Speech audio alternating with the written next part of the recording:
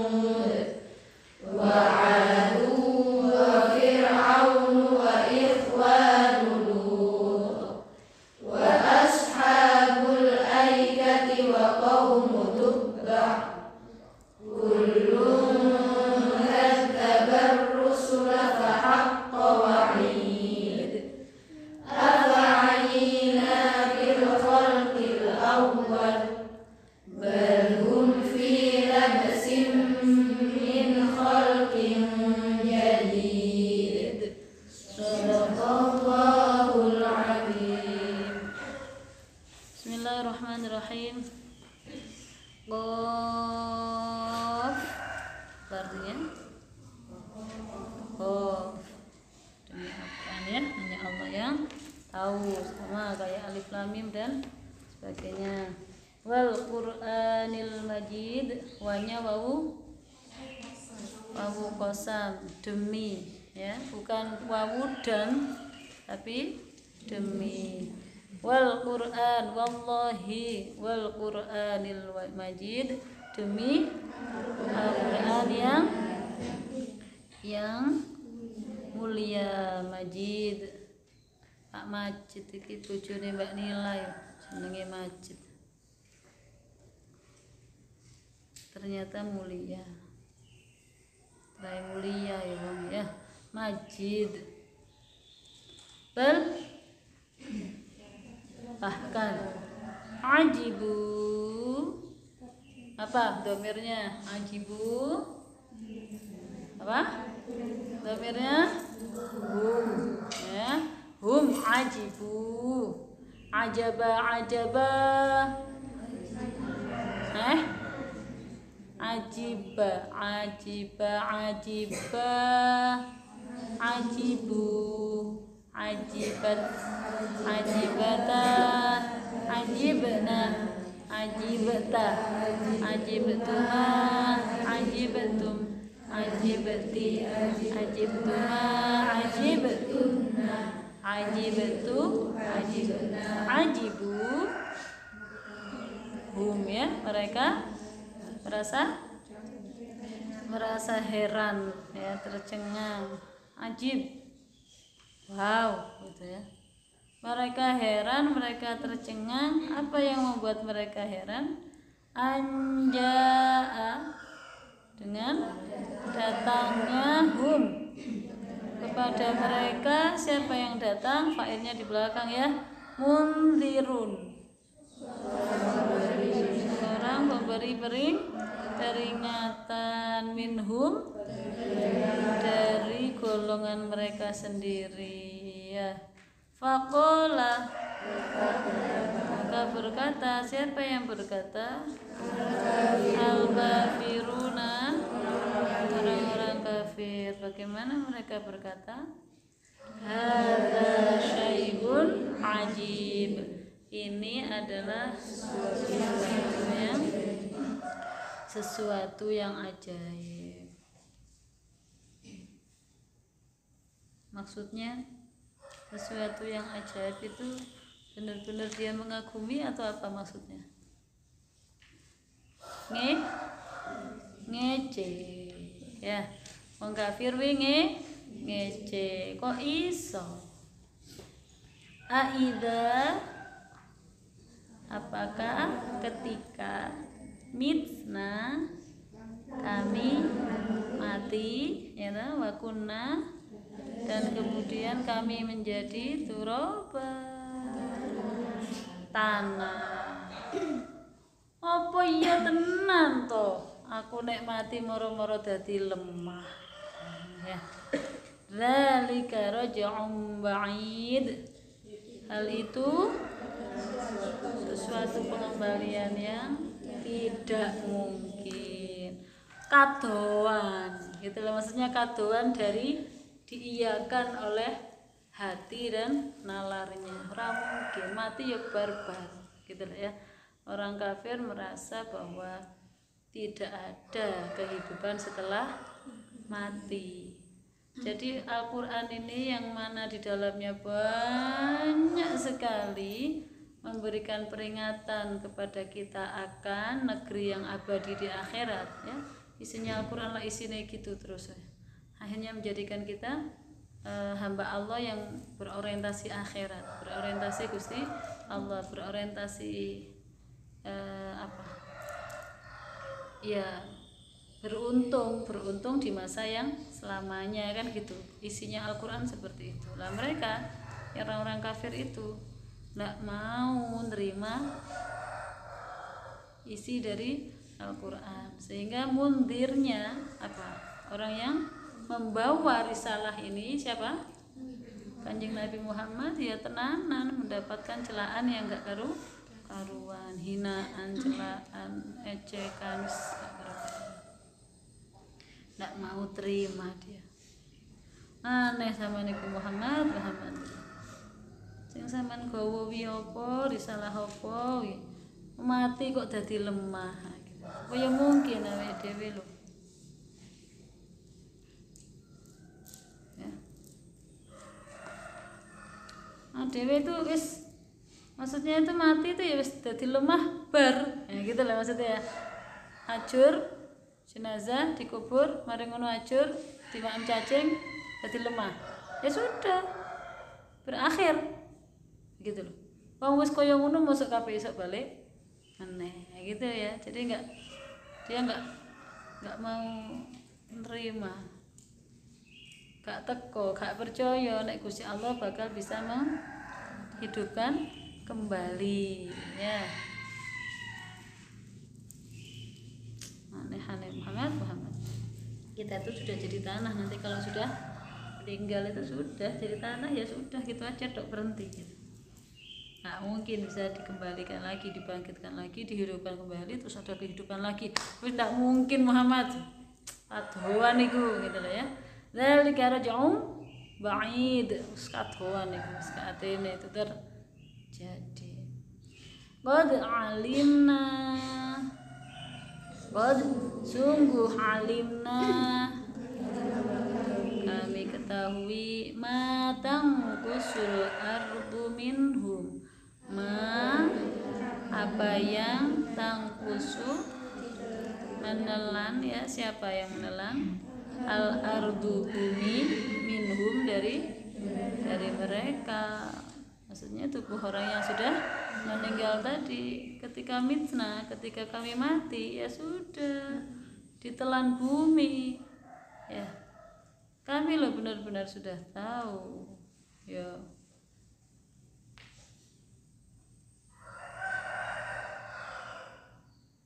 Wa indana, dan di sisi kami ada kitabun hafizun yang terpelihara dengan baik.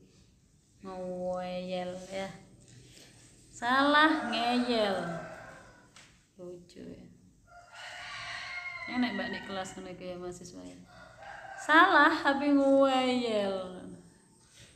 Ada itu Bu di bukunya ini, di buku yang pernah saya baca.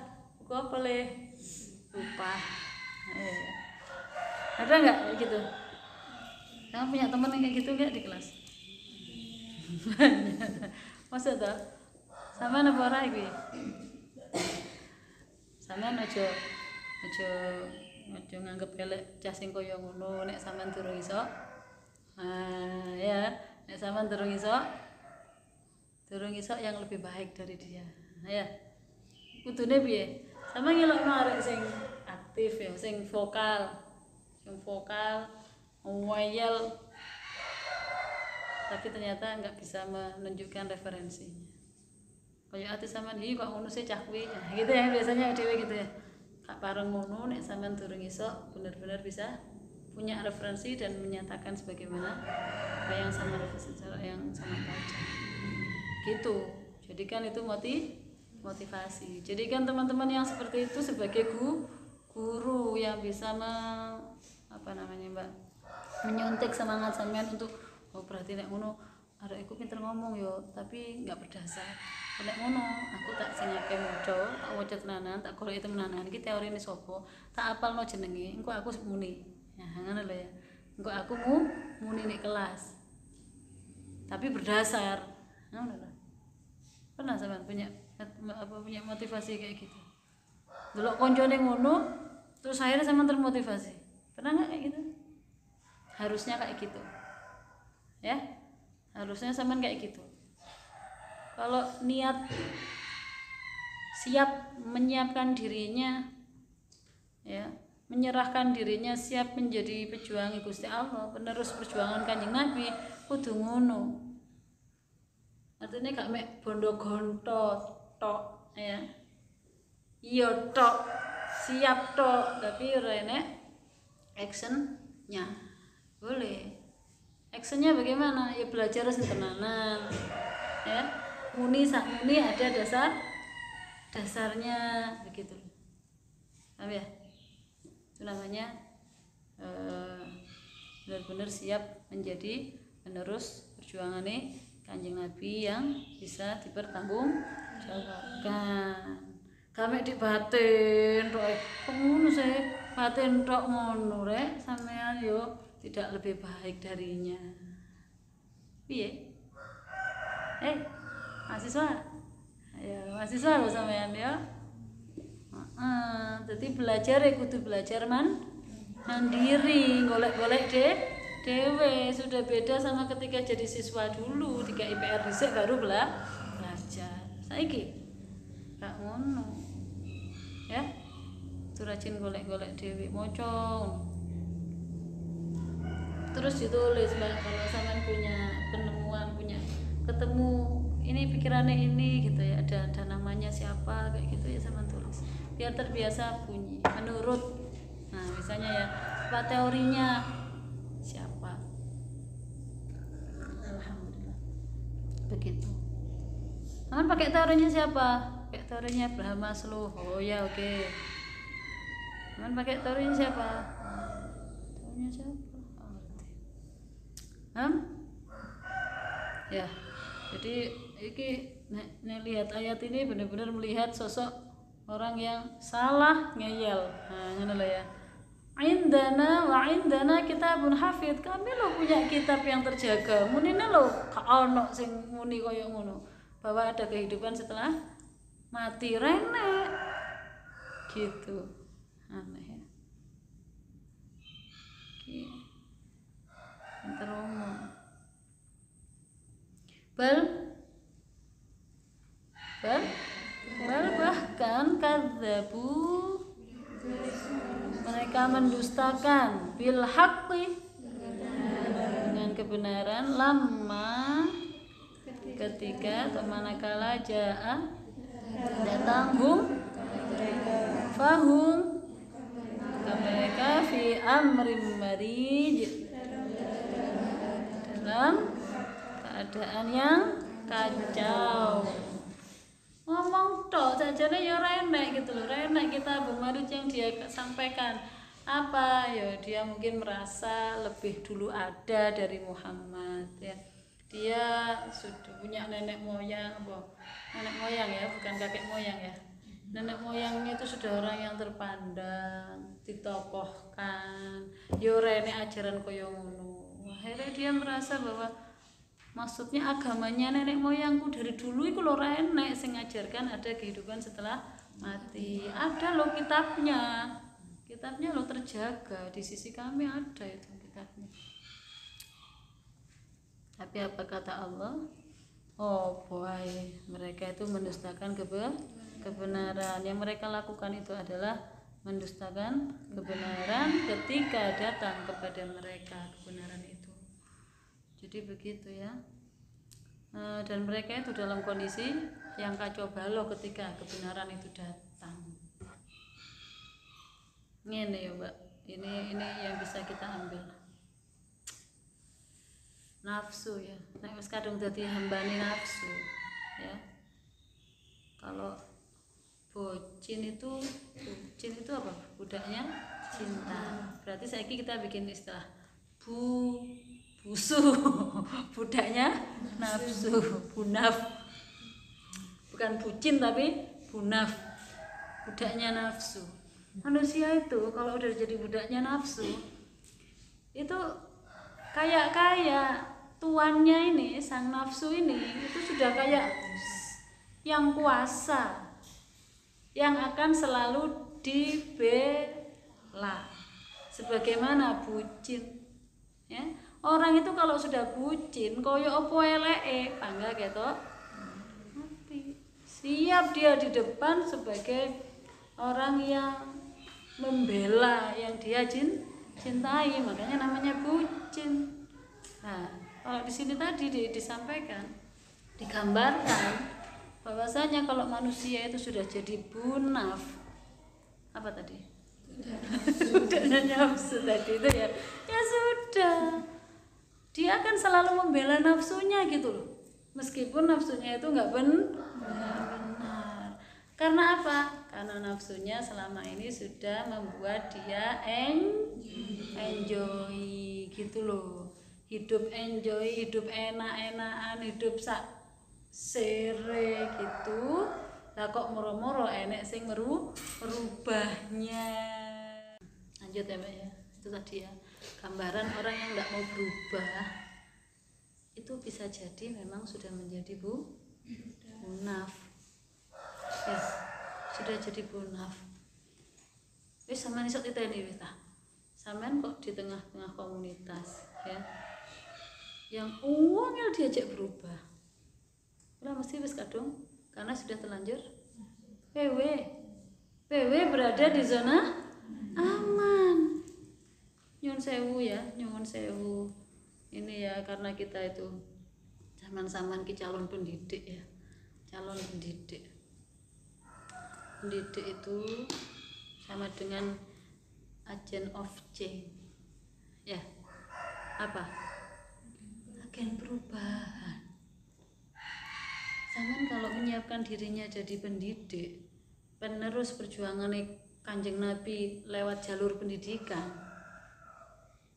zaman itu harus sadar posisi ya, sadar diri bahwa zaman sebagai agent of change, agen perubahan. Artinya apa? Zaman memang berarti harus merubah. Nah, bagaimana bisa merubah kalau dirinya sendiri tidak mau berubah gitu loh. Berubah bagaimana? Ya berubah membuka dirinya, membuka mindsetnya, update ilmunya, update apanya, zamannya berubah ya berarti harus ngikutin zamannya. Kayak gitu tuh namanya change dulu, change myself dulu, baru bisa jadi agent of change. Paham nggak? Ya ini Mbak bisa dimengerti ya Mbak ya. Nah, terkadang itu Mbak, bukan terkadang, umumnya ketika kita datang membawa perubahan, yang ada adalah apa yang dihadapi? Hah? Ya digerutuk iku mau, dibenci, ditentang. Itu wis mesti wis. Itu wis kaya rumus. Ya, sama kayak Kanjeng Nabi sampai saiki rumusnya podo. Kalau kita datang membawa perubahan, meskipun perubahannya itu adalah lebih baik, paham? Dan akan menguntungkan orang-orang yang kita ajak berubah. Tapi nyuwun sewu, umumnya menungso kuwi seneng dadi bunaf. Ya, bundas lo ya. Bunaf Mbak, bunaf itu enak, ngerti gak sih? Bunaf itu lo enak-enakan.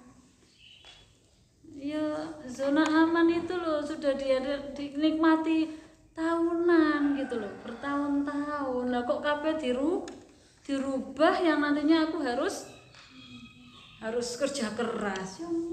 Niru Kanjeng Nabi itu pokoknya kudu duwe prinsip, gondelan Gusti Allah, langkahnya jelas.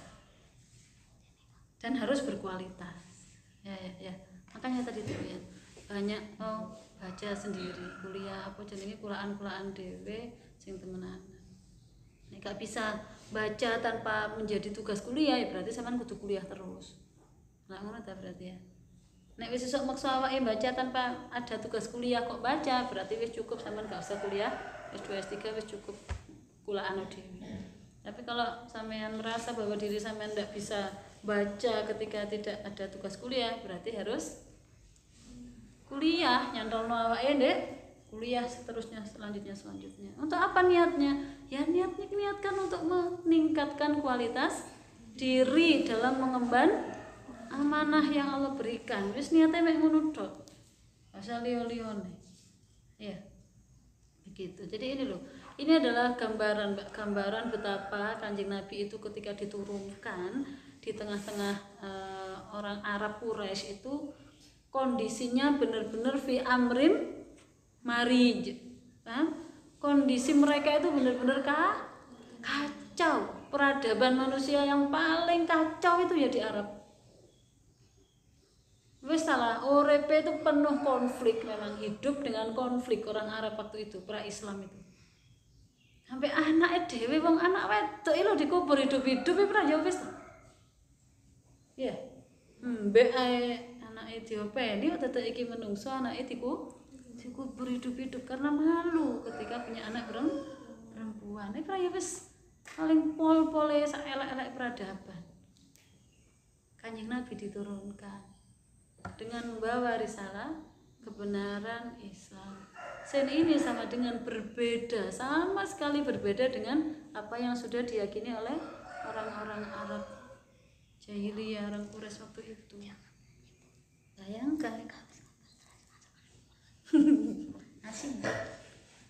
Bayangkan Mbak kayak gitu tuh Mbak. Wis bayangkan wis sampean ada di sampingnya Kanjeng Nabi tok wis lah, mburi tok lho kuat apa ora? Nah, belum jadi Kanjeng Nabinya wis kalau usah dari Kanjeng Nabi wis siap ndek mburine wis. Derekne Kanjeng Nabi, kuat apa ora sampean? Sampean siap dadi Fatimah yang selalu mendampingi ayahanda kemanapun berada ketika diteploki di apa Mbak?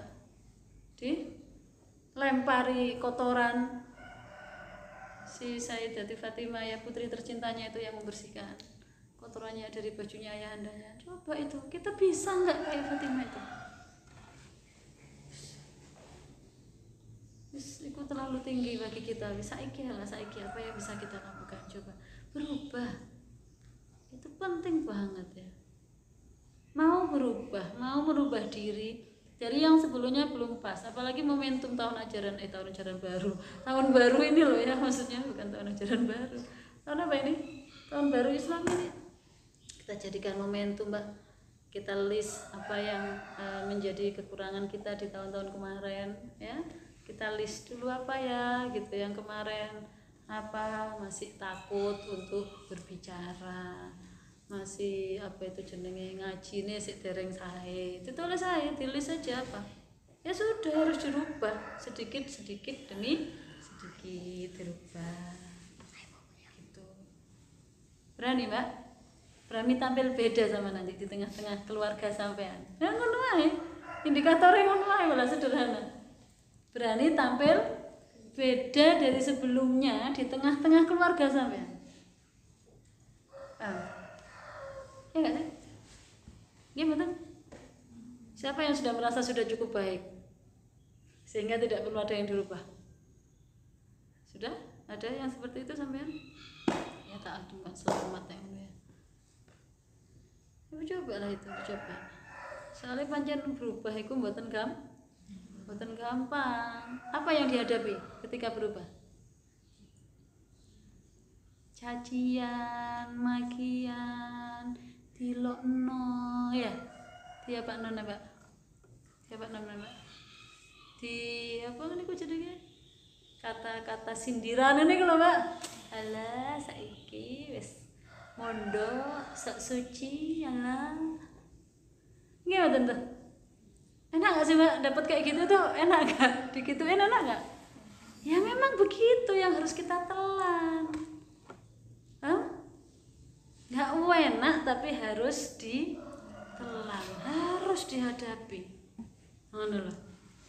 Jangan terus gak mau itu akhirnya gak jadi berubah, itu namanya merugi. Ya, merugi. Nah apa-apa Mbak, Kanjeng Nabi yang merasakan itu kok. Kalau kita pengen jadi kekasih Kanjeng Nabi ya minimal sing ditiru itu ya sing ngene-ngene iki lho Mbak.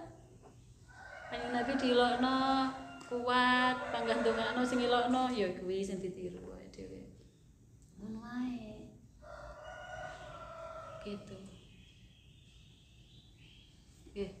Jangan pengen kemuliaannya aja yang kita inginkan tapi enggak mau upayanya. Enggak bisa. Nek niru Kanjeng Nabi yo sak-sagete dari hal yang terkecil niku minimal uno pengen berubah langkung sae dilokno ukur-ukur gak usah suwe atine ya gak usah terus akhirnya mutung bener 100 apa orang mutung. Lanjutkan perjalanan sampean, lanjutkan perjuangannya untuk berubah menjadi lebih baik.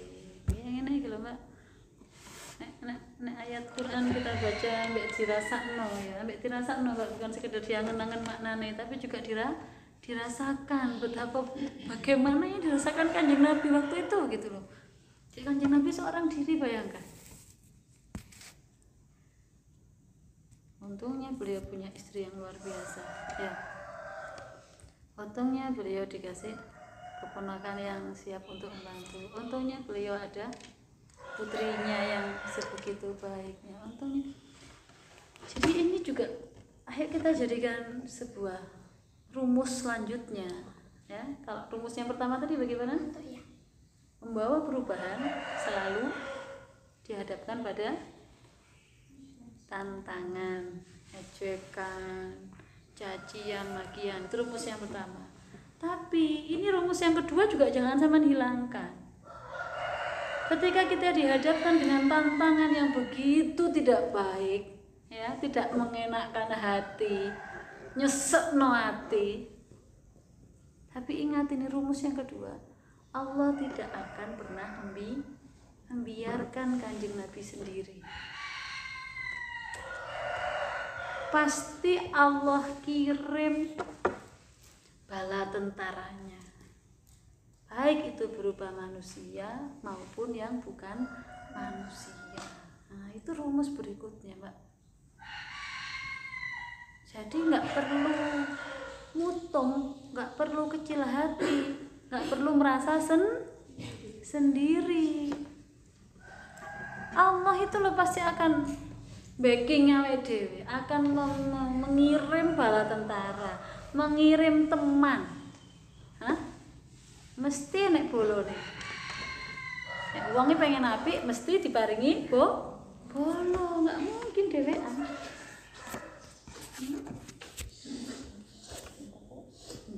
Bolone Kanjeng Nabi sinten? Pertama kali siapa? Itu dari perempuan istrinya itu, ya. Kemudian dari anak-anak ada Talib itu, dari orang dewasa ada Abu Bakar itu, ya, selalu ada kok temannya. Dia jangan takut. Kayak Sunan Ampel dulu ketika sendiri ternyata dikirim Allah ada Ustadzah Leni, sak suaminya, ya, Ustadz Arif setiap hari datang ke sini melatih pendaftaran murid baru. Masih kalau sing daftar Mbak, bangga setiap hari 2 sejoli ini datang ke sini. Sabar, di depan teras rumah itu kan dulu kantor ya. Sabar nanti ada yang daftar PAUD itu. Kalau sing daftar bendino, rong wulan, kalau sing daftar. Tapi Ustaz Leni sama Ustaz Arif itu gak pernah terus kemudian putus asa. Wis koyoke gak sido deh sekolahe, kokot durung buka kokot. Ya Allah, itu loh. Allah itu gitu itu. Polanya seperti itu. Pokoknya kuat gitu. Kuat.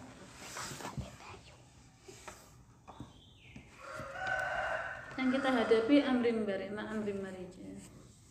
Gitu. Kondisi yang sangat kacau. Saya kira hari ini sudah nggak jauh beda kok dengan apa yang terjadi pada masa Nabi. Hari ini tuh amrim marija. Masyarakat yang sudah kacau. Berartinya di sini aja ya Mbak ya. Saya pengen lebih banyak berbincang dengan sampean tentang realita kehidupan sampean dengan teman-teman kampus, dengan budaya anak muda, dengan fasilitas IT yang memadai, dengan kebebasan yang dimiliki, ya.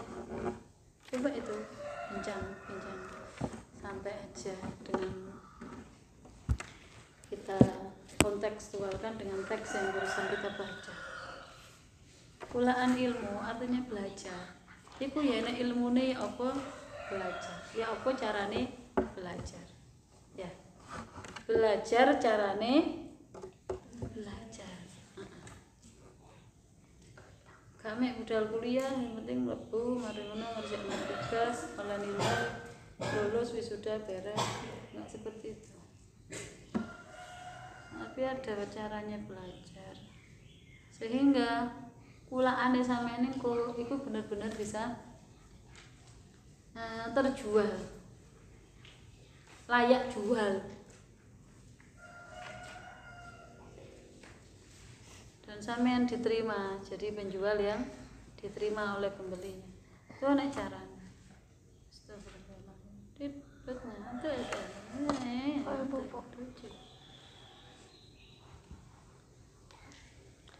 Wal Qur'anil Majid, ini diawali dengan demi Al-Qur'an. Demi Al-Qur'an yang mulia ini. Yang disampaikan setiap ayat berikutnya adalah suatu yang hak. Orang-orang itu merasa heran ketika ada pemberi peringatan dari kalangan mereka sendiri. Kenapa kok heran? Di ayat yang lainnya itu, atau mungkin di bawahnya, nggak tahu ya, belum lihat ya. Di ayat yang lain tuh pernah dia itu begini loh, orang-orang kafir itu, lapo kok Muhammad, bukan siapa-siapa dia bukan dari kalangan bangsawan yang sangat terhormat juga, enggak di kalangan orang Arab itu, dia hanya Bani Hashim yang bukan orang yang terpandang teman-teman, dia hanya pelayan, ya, pemberi minum orang yang datang ibadah haji gitu aja. Kenapa kok dia yang menjadi mundir, membawa peringatan? Kenapa aku nggak malaikat aja?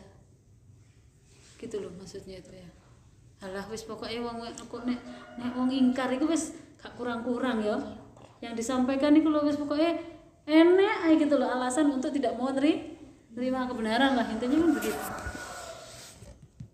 Tapi kata Allah juga jawab, halah sampeyan Mas yo sing tak dadekno nabi iku malaikat sing tak pacake dadi wong lanang, sama nih bangga ora atine. Iman, percaya. Heeh, kayak gitu tuh Mbak di Al-Qur'an, Mbak. Banyak yang kayak gitu tuh. Kok sampean baca Al-Qur'an itu sebenarnya kalau sak maknane terus sampean rasakno, itu kayak bener-bener cerita tentang kebenaran. Kalau dongeng itu kan bujuki ya, Cinderella akhirnya happy ending gitu kan, hidup bersama dengan pangeran bahagia selamanya, itu kan kayak bujuk-bujukan gitu. Iki gak Mbak, nek sampean baca Al-Qur'an iku memang banyak cerita tapi hak gitu loh. Cerita kebenaran, cerita tentang hakikat kehidupan. Cerita memang kita itu diciptakan untuk ini gitu. Untuk ngambil ibrah dari cerita yang ada di dalam Al-Qur'an itu. Cerita yang mengajak kita semakin kuat menghambakan diri kepada Allah. Cerita yang hanya mengajak kita untuk pede, gak wedian, karena Allah itu maha bisa menolong kita dari segala sudutnya, nolong kita dari jalan-jalan yang kita kadang gak ngira. Itu kan seperti itu yang kita dapatkan kalau kita itu sering apa ini, menjadikan Al-Qur'an sebagai teman kita. Komunikasi dengan Al-Qur'an itu di situ. Banyak cerita-cerita itu yang akhirnya mengarahkan kita ke sana. Sudah baca kafi ini tadi? Nah, termasuk dalam surat kafi yang senang setiap baca setiap Jumat itu ya. Sama kalau baca kafi hanya baca secara rutinitas belaka, barbar, rugi sampean. Teman rugi. Tapi lanjutkan, nek wis mari ngenten iki nggih ana ruang kosong untuk waktu kosong, sama lanjutkan angen-angen sak maknane Mbak, apa yang ada di dalam surat kafi itu. Dan rasakan. Ya, bukan hanya maknanya aja kita tahu, tapi juga hati juga merasakan betapa kafi itu, di dalam surat kafi itu menjadikan seseorang itu akhirnya terbelalak gitu loh. Subhanallah, ya Allah, iya ya, kita itu memang gak ngerti apa-apa gitu loh. Allah memang yang apa ya, yang maha mensutradarai kehidupan. Mbak, kok enek bocah cilik moro-moro dipateni terus itu dibenarkan itu loh, piye? Nalare otak ya dhewe itu loh. Membenarkan sikap membunuh anak kecil diiyai. Apa iso to Mbak? Apa iso akal dhewe nrimo? Membenarkan apa itu perbuatan membunuh anak kecil. Nah, itu ya. Iso. Gak lulus Nabi Musa. Nggih. Gak lulus Nabi Musa, gak lulus. Sek kepedean. Sek. Wis. Biarkan saya menjadi muridmu wis. Saya akan sabar, tidak akan tanya lagi wis. Wis tak tutup mulutku wis. Nah. Wis toh? Nah, sampean sabar, siap belajar sampai aku. Nabi Khidir. Enggak. Apa yang terjadi? Setelah perjalanan lama, ada di suatu negeri, ono omahnya ambruk, omah wis koyo paling koyo TK ngono ya saiki dadi TK ben kan ya wis ambruk sebelah. Akhirnya dijak gurune dandani omah kuwi. Wis kesel. Oh, omah. Kayak ngono ora njaluk anu bisa. Ora mbak sumpah. Tenane. Ora semupai. Nah Musa janji kaya apa wis gak atene muni. Akhirnya gak kuat tangga muni. Ambek anu paling ya ambek kerja paling ambek ngene iki jajal yo. Awake dhewe oleh upah kaya sak mestine. Wong kerja kok ya gak ora sabene sampeyan muni. Lah ya ngene iki nyapa kaya dhewe nglakoni kaya ngene iki. Wong ora enek upahe ra enek apa. Akale ora nyon. Akal kita ini sangat terbatas, Mbak, terbatas banget. Kalau kita baca kafi itu dengan merasakan saat ini, itu mesti akhirnya kita akan terdidik, Mbak. Ya Allah, pun tak Gusti sak kersane jenengan. Terus semua akhirnya Mbak dadi hamba wis. Masalahnya apa? Akhirnya mengiyai, ya Allah, mboten nutut pikir kula nggak nutut. Allah yang Maha mensudarai semuanya. Wes. Ada firaqu baini wa bainik. Buyar. Wes gak situ belajar. Saman ra kuat dadi muridku. Ya, hari ini adalah perpisahan antara dirimu dan diriku. Nabi Musa dipecat jadi murid Nabi Khidir. Dia wis pasrah panjenengan rasa sabar. Kenapa? Karena yang dominan pada Nabi Musa adalah akalnya. Nalar akal yang dia pakai untuk berguru.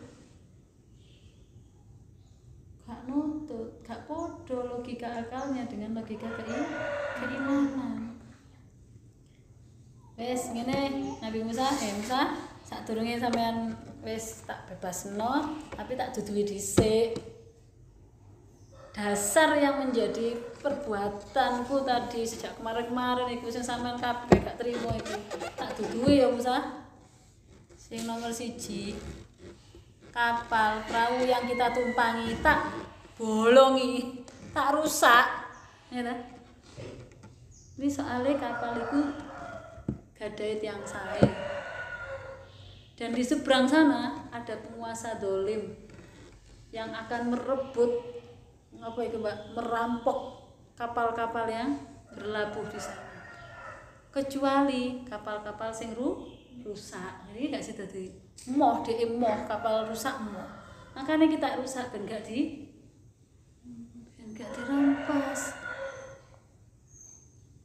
Oh, ngono ta lho. Ngerti aku ya gak aten lho. Ya ora iso ngono. Imano dhisik. Paham? Iya ono dhisik. Gusti Allah iku iya to ngomongnya ya. Gusti Allah ki iya ono dhisik ngono lho, ora sampean ngerti bakale. Turun-turun sampean wis protes. Apa protes? Digawe ngene protes. Berarti orang percaya sama Nabi Gusti Allah, nek Gusti Allah mau baik.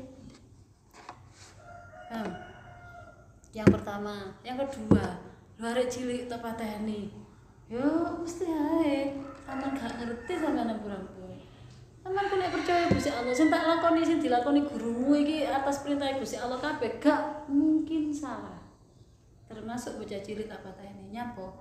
Soale iki cah cilik yo, duwe wong tua apik, wong tuane iku iman. Dan iki arek bayi iki arek cilik tak pateni mau iku nek dadi gedhe, engko bakal nggeret imane wong tuane, ganti iman wong tuane dadi kafir. Dadi lan kafire wong tuane. Dadi iki pateni ae. ambek Gusti Allah kabeh diganti anak yang lebih baik. Piye? Loh, lah kok ngono ternyata. Ya nek ngono ya gak atene to lho piye jan. Penyesalan tok wis. Paham ya? Dadi murid nek nyesel tok sesek apa aku mau. Apa ya? Yang ketiga, ki mau sampean njaluk upaya ki mau kerja, iku mau di dalam rumah itu, di dalamnya, di bawah rumah itu ada hartanya anak yatim. Sing Gusti Allah kepengen menyelamatkan hartanya anak yatim itu di suatu masa nanti ya, anak yatimnya itu akan mendapatkan coba diajak menyelamatkan harta anak yatim.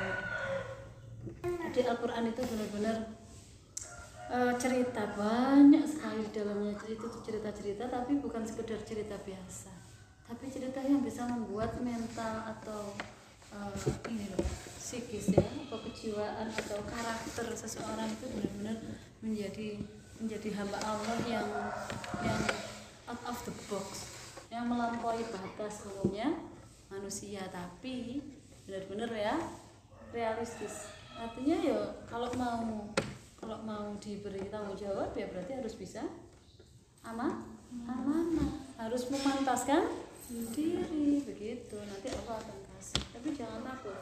Rumus yang kedua tadi, Allah tidak akan membiarkan sendiri. Orang yang siap untuk dapat amanah jadi kecuali Gusti Allah itu pasti akan ada temannya dan dicukupi. Ya, mudah-mudahan manfaat. Sampai ayat berapa tadi Mbak? Ayat 5. Wes ayat 5 dulu ini jangan-jangan betapa Kanjeng Nabi seperti itu rasanya ya. Kita kalaupun tidak se ekstrim Kanjeng Nabi ya saidik niru saksa saged.